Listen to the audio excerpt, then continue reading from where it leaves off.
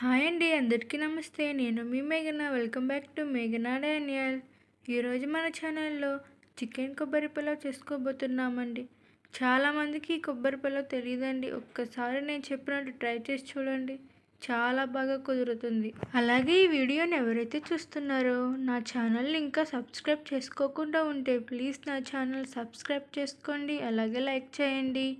ఈ చికెన్ కొబ్బరి పులావ్ కాంబినేషన్కి పెరుగు చట్నీ కానీ, చికెన్ కానీ, గోంగూర కానీ ఏదైనా చాలా బాగుంటుందండి. సరేనండి, ఇప్పుడు మనం ప్రిపరేషన్లోకి వెళ్దాం. ముందు 1/2 కిలో చికెన్ తీసుకొని శుభ్రంగా కడిగి పెట్టుకోవాలి. తర్వాత కొంచెం కొత్తిమీరను, ఫ్రెష్గా చేసుకున్న అల్లం వెల్లుల్లి పేస్ట్ను ఒక 2 స్పూన్లు వేసుకుందామండి. అలాగే ఒక 1/2 స్పూన్ పసుపును వేసుకుందాము. అలాగే 3 స్పూన్స్ కారంను వేసుకుంటున్నానండి. నా స్పూన్ కొంచెం చిన్నగా ఉంది కాబట్టి 3 స్పూన్స్ వేసుకుంటున్నాను. కొంచెం ఇది పెద్దదైతే 2 స్పూన్స్ అయితే సరిపోతుంది. 1 స్పూన్ చికెన్ మసాలాను వేసుకుంటున్నాను. అలాగే ఒక 1/2 స్పూన్ గరం మసాలాను వేసుకున్నాను. అలాగే ఒక హాఫ్ లెమన్ను పిండుకుంటున్నానండి. అలాగే రుచికి సరిపడినంత సాల్ట్ వేసుకుంటున్నాను. తర్వాత ఒక గెంటి ఆయిల్ వేసుకున్నాను. ఆయిల్ వేసుకున్న తర్వాత మొత్తాన్ని మంచిగా ఇప్పుడు కలుపుకుందామండి. ఇప్పుడు ముక్కలన్నీ మంచిగా బాగా కలుపుకుందాం. మనం ముక్కలు ఎంత మంచిగా బాగా కలుపుకుంటే మసాలాలు పట్టించి అంత బాగా ఉంటుందండి. ముక్కకు మసాలా కారం పట్టి ఇలా మంచిగా కలుపుకోవాలి. ఇలా కలుపుకొని మొత్తం ఉంచుకోవాలండి. ఇలా కలుపుకున్న తర్వాత ఒక అరగంట డీప్ ఫ్రిడ్జ్లో పెట్టుకుంటున్నాను. అలా పెట్టుకుంటే ముక్కలకి కారం ఉప్పు మంచిగా పడుతుంది. ఇప్పుడు మూత పెట్టేసి డీప్ ఫ్రిడ్జ్లో పెట్టుకుంటున్నాను. ఇప్పుడు ఒక కొబ్బరికాయను తీసుకొని ముక్కలుగా కట్ చేసుకుంటున్నాను. నేను క్వాంటిటీకి తగ్గట్టు తీసుకున్నానండి. 2 గ్లాస్ తీసుకున్నాను రైస్, అందుకని ఒక కొబ్బరికాయని తీసుకున్నాను. ఒకవేళ మీరు ఎక్కువగా చేసుకోవాలనుకుంటున్నారు అనుకోండి, 4 గ్లాస్ 5 గ్లాస్ అలా, అప్పుడు 2 కొబ్బరికాయలు తీసుకోండి, సరిపోతుంది. ఇప్పుడు మొత్తం కొబ్బరి ముక్కలను ఒక మిక్సీ గిన్నెలోకి తీసుకొని కొంచెం వాటర్ పోసుకొని మెత్తగా మిక్సీ పట్టేసుకోవాలండి.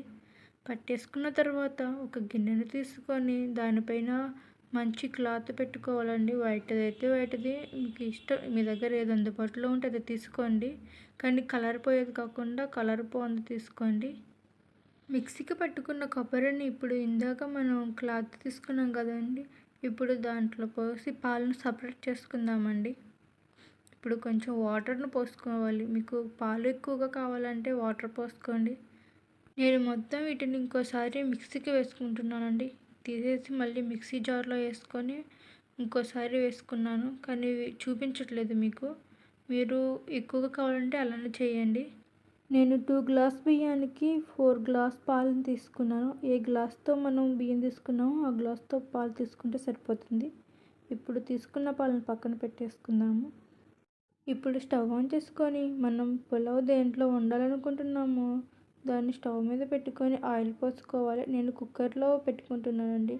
మీకు వీలైతే మామూలుగానే పెట్టేసుకోవచ్చు. ఇప్పుడు నేను చూపించాను కదండి, ఇవన్నీ వేసేసుకుందాము. ఈ మసాలాలన్నీ ముందుగానే ఆయిల్లో వేసి ఫ్రై చేసుకున్నాం అనుకోండి, వీటి ఫ్లేవర్ మంచిగా పట్టి బాగా ఉంటుంది, స్మెల్ బాగుంటుంది. ఇప్పుడు ఇవన్నిటిని వేసుకున్న తర్వాత ఒక్కసారి మంచిగా బాగా కలుపుకుందాము. అలాగే ఒక పెద్ద ఆనియన్ను ముక్కలుగా కట్ చేసి వేసుకున్నాను. వేసుకున్న తర్వాత మొత్తం మంచిగా కలుపుకోవాలి. ఆనియన్స్ త్వరగా ఫ్రై అవ్వాలంటే ఒక చిటికెడు సాల్ట్ని వేసుకున్నారనుకుని త్వరగా ఫ్రై అయిపోతాయి. ఇప్పుడు ఒక 2 పచ్చిమిరపకాయలను తుంచి వేసుకుంటున్నాను. మనం కలిపి చికెన్ని ఫ్రిడ్జ్లో పెట్టాం కదండి, అవి ఇప్పుడు తీసేసి బయట పెట్టేసుకోండి.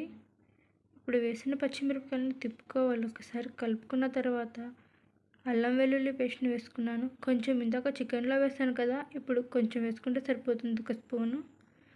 అలాగే అల్లం వెల్లుల్లి పేస్ట్ వేసిన తర్వాత తిప్పుకోవాలి, పచ్చివాసన పోయేంత వరకు తిప్పుకోవాలండి.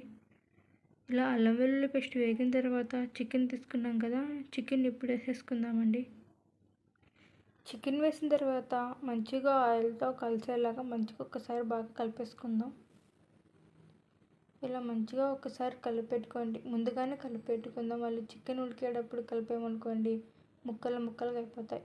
ఇలా ఇప్పుడే ఒక్కసారి మొత్తం కలిపేసి పెట్టేసుకుందాము. ఇలా కలిపి పెట్టేసుకున్న తర్వాత మూత పెట్టేసి కాసేపు ఉడికించుకుందాము. నేను కుక్కర్లో చేసుకుంటున్నాను కాబట్టి కాసేపు ఉడికించుకున్నానండి. మరి పచ్చిగా కదులే కొంచెం మంచిగానే ఉడికించుకున్నాను. మీరు నార్మల్గా వండేసుకుంటున్నారనుకోండి, కొంచెం మంచిగానే ఉడికించుకోండి, బాగా ఉడికేలాగా. చూడండి ఇలా ఉంటే సరిపోతుంది. బాగా వేగినాయి. మనం పాలు తీసి పెట్టుకున్నాం కదండి, అవి ఇప్పుడు పోసేసుకుందాము. 2 గ్లాస్ బియ్యానికి 4 గ్లాస్ పాలు. అలాగే టమోటా ముక్కలను కట్ చేసి వేసుకుంటున్నాను. 2 టమోటాలు అయితే సరిపోతాయండి. కొంచెం పెద్ద ముక్కలే కట్ చేసుకోండి.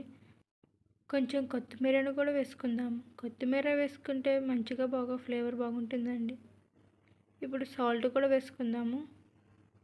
మనం సాల్ట్ను ఇందాక చికెన్లో కూడా వేసుకున్నాము. అలాగే ఆనియన్స్ ఫ్రై అయ్యేటప్పుడు కొంచెం త్వరగా ఫ్రై అవ్వాలని వేసుకున్నాను కదండి, అందుకని ఇప్పుడు కొంచెం చూసి సరిపడినట్టు వేసుకోవాలి. మరీ ఎక్కువ వేసుకున్నారనుకోండి ఉప్పుగా అయిపోతుంది. చూసి మీకు వేసుకోండి. ఇప్పుడు మొత్తాన్ని కొంచెం ఉడికించుకుందాము. ఇలా పాలు మొత్తం ఉడుకుతున్నాయి కదండి, ఇప్పుడు మనం బియ్యాన్ని వేసేసుకుందాము. నేను బియ్యాన్ని మంచిగా నానబెట్టి వేసుకున్నానండి. నేను నార్మల్ బియ్యాన్ని తీసుకున్నాను, బాస్మతి బియ్యాన్ని తీసుకోలేదు. మీకు ఏ బియ్యం ఇష్టం అంటే అది చేసుకోండి. నాకు ఇది అందుబాటులో ఉంది కాబట్టి ఈ రైస్ని తీసేసుకున్నాను. నార్మల్ రైస్కి చాలా బాగా కుదిరిందండి. బాస్మతి రైస్ తీసుకుంటే ఇంకా చాలా బాగా కుదురుతుంది. ఒకవేళ మీరు ట్రై చేయండి. ఇప్పుడు మొత్తం బియ్యాన్ని వేసేసుకుంటున్నాను. ఇలా బియ్యం మొత్తం వేసేసుకున్న తర్వాత ఒక్కసారి మనం గెంటితో ఒక్కసారి తిప్పేసి పెట్టేసుకుందాము. ఇందులో జీడిపప్పు కూడా వేసుకుందాం అనుకోండి, చాలా బాగుంటుంది. నా దగ్గర ఇప్పుడు లేవు కాబట్టి వేయలేదు. ఒక్కసారి మీరు వేసి ట్రై చేసి చూడండి, చాలా బాగా ఉంటుంది. ఇప్పుడు మొత్తం కలిపెట్టేసుకున్న తర్వాత ఇప్పుడు కుక్కర్ మూత పెట్టేసేసుకుందాము. ఇప్పుడు 3 విజిల్స్ వచ్చేంత వరకు ఉంచుకుందాము. కొంచెం లేటుగా ఉడికే కుక్కర్ అయితే 4 విజిల్ దాకా పెట్టుకోండి. ఈలోపు మనం పులావ్కి కాంబినేషన్గా పెరుగు చట్నీ చేసుకుంటున్నానండి. మీకు నచ్చితే మీరు ఏదైనా చేసుకోవచ్చు.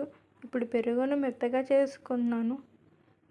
ఇప్పుడు కొంచెం వాటర్ పోసుకోవాలి. అలాగే రుచికి సరిపడినంత ఉప్పు కూడా వేసుకుంటున్నాను. వేసుకొని మంచిగా బాగా కలుపుకోవాలి.